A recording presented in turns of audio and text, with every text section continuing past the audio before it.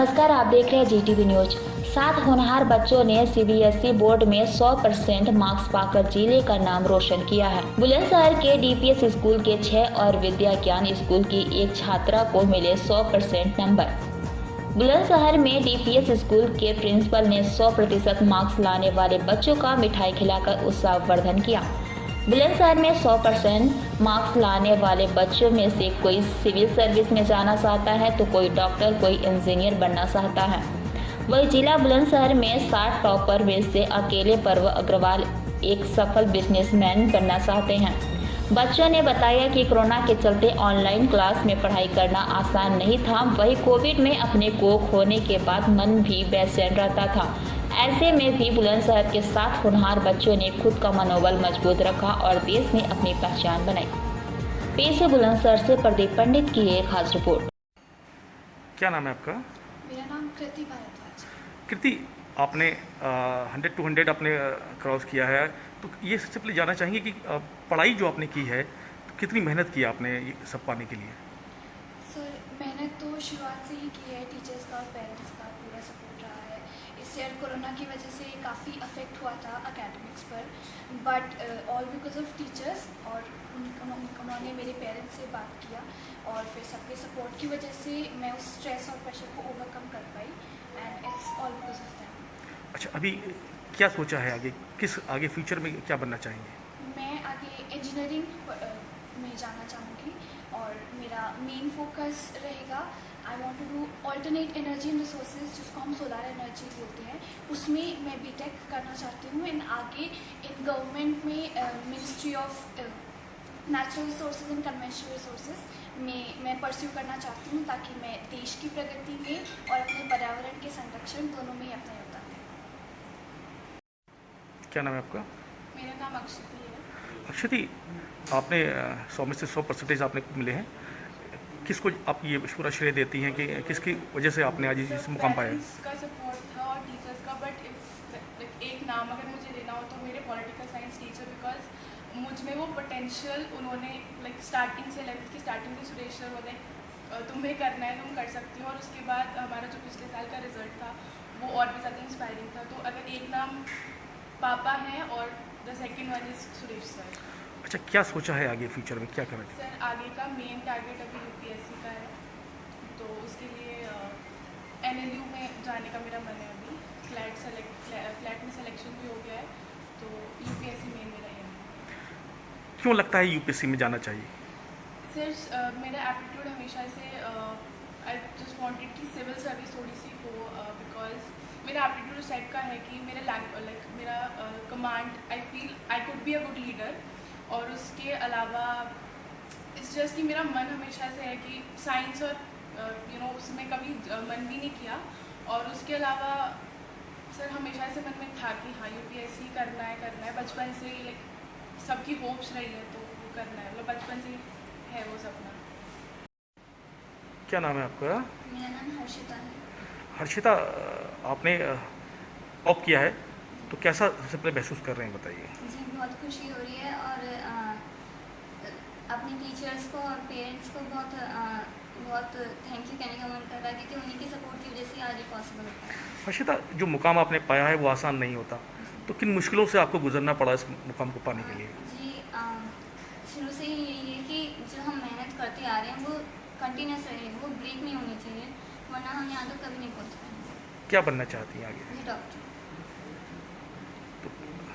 Doctor मतलब अपने profile को शूट करने के लिए, या फिर लगता है कि सेवा कर पाएंगी डॉक्टर जी की? नहीं, डेफिनेटली सेवा के लिए, क्योंकि कोरोना के टाइम में हम सबसे ज़्यादा ज़रूरत डॉक्टरों की ही रही है और उन्हीं की वजह से बहुत सारे लोगों की जान बच पाई है। तो इस प्रोफेशन में आना बहुत मतलब अच्छा रहेगा। क्या नाम है आपका? मेरा नाम भव्या अग्रवाल है। भव्या, आपने जो मुकाम पाया है इसके लिए आप किसको श्रेय देंगी सबसे पहले? हम सबको, हमारे माता पिता, टीचर्स और थोड़ा बहुत खुद की मेहनत, और जिसने भी हमें बिल्कुल सपोर्ट दिया सबको। क्या करते हैं आपके फादर? हमारे फादर बिजनेसमैन है।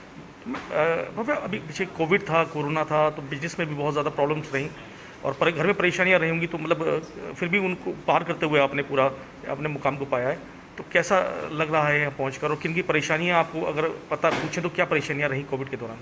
परेशानियाँ थी, कभी रिलेटिव्स की न्यूज़, तो थोड़ा बहुत माहौल डिप्रेसिंग था। बट इन सब से हटकर थोड़ा बहुत पढ़ाई पे ध्यान देना, बट खुश रहना, ये सब करना मेन फोकस था, ताकि सब चीज़ों पर इफेक्ट ना पड़े। क्या बनना चाहेंगे आगे आप? हम लॉयर बनना चाहते हैं। क्या नाम है आपका? मेरा नाम पर कंसल है।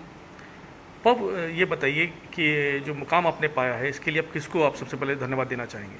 जी, उसके लिए डेफिनेटली मेरे माता पिता और मेरी बहनें, और जिन्होंने भी मेरे सपोर्ट किया, मेरे टीचर्स और मेरे आसपास के लोग, सबको बहुत थैंक यू।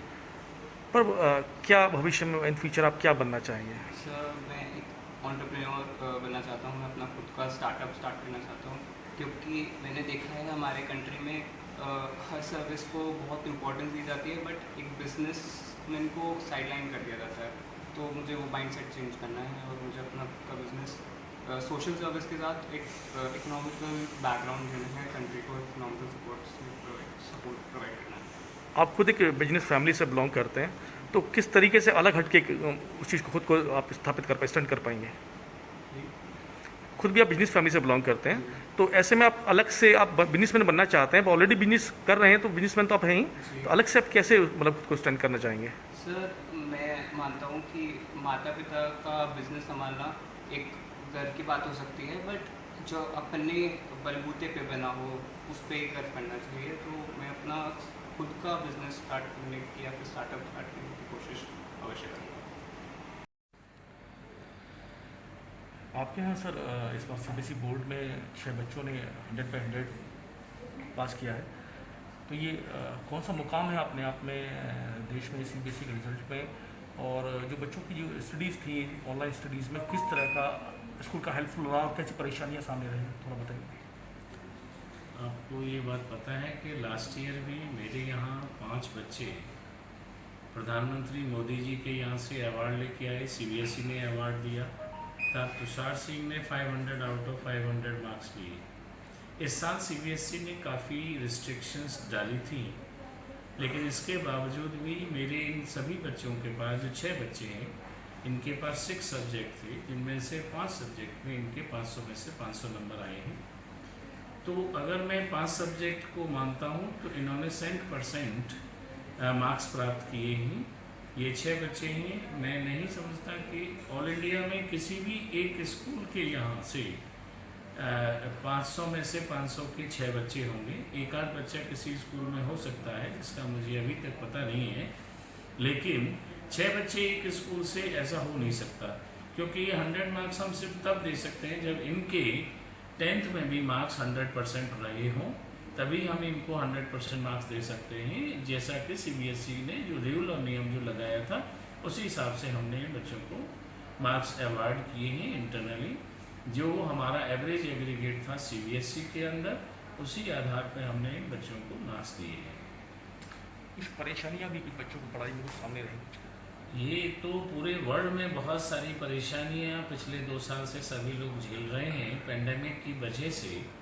इन बच्चों ने कितनी मेहनत की होगी, बिकॉज बहुत डिफ़िकल्ट है इनके लिए। जब एक क्लासरूम में आके पढ़ाई करते थे, अपनी बातें पूछते थे, टीचर के साथ समझ आता था, लेकिन ऑनलाइन उतनी सारी चीज़ें नहीं आई।